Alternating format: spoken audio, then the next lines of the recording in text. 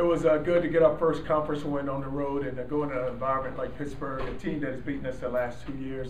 And for our players, we didn't come out of the gates well in the beginning, but the key play was right there at the second quarter, right before we went into halftime. We made a 4th down stop, and then we were able to get the ball back. Our offense connected.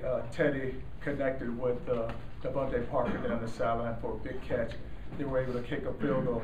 Come out to start the second half. Teddy connects with Devontae again. 75-yard touchdown pass, and then our offense got back on pace and just the rhythm and the tempo of our offense.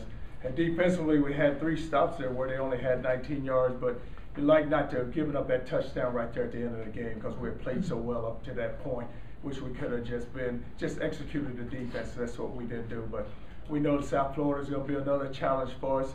It's a team that is extremely talented, a team that has a lot of seniors. And we just know this, we can't lose our focus. We have to execute and we have to finish. And each game is going to be like this within this league, a very competitive league.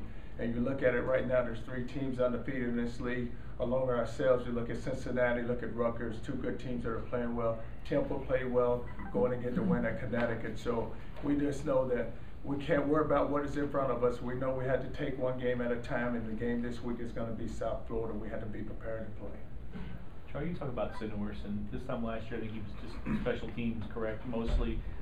What went into moving him to that side of the ball, and when did you guys decide that? I don't know. We was very smart as coaches. We had Sidnors at defensive back, and if you remember 2 years ago against Cincinnati, Johnny Patrick goes down. We put Sidnors in at a DB, and we tried to get him to move up on the wide receiver, and my man had given him a cushion like at 10 yards.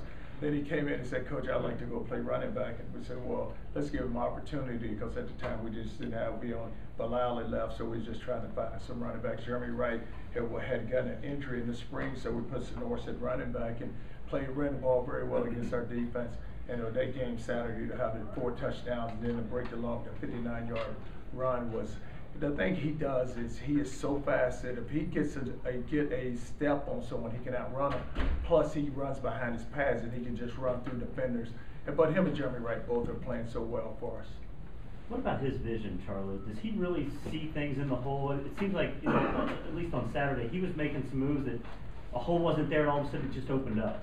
And sometimes, even at practice, I tell him, and Coach Carter reminds him all the time, he fakes when he doesn't need to. It's almost like he fakes himself back into a defender, but he's just one of those guys, he can get his foot in the ground, and he can get from point A to point B so quickly. And that's what, you look at that 59-yard run, the seam wasn't really there, and he kept following the blocker, then all of a sudden, he gets a crease, and he hits the crease, and he's down the sideline. I told him he should tell our offensive line they did such a good job, because I think with 3 of those touchdowns, he never got touched at the point of attack. We were able to move defenders out of the way with the line opening up the holes. Talk about the line and what they have done, and you had Cameron in there. I think he got injured, but and then Matt came in. Just what they've done as a line. Well, Coach Borbs has done a great job, because if you think about it, the way we started off with Jamon, Jake Smith, Mario Miller, and then Cup.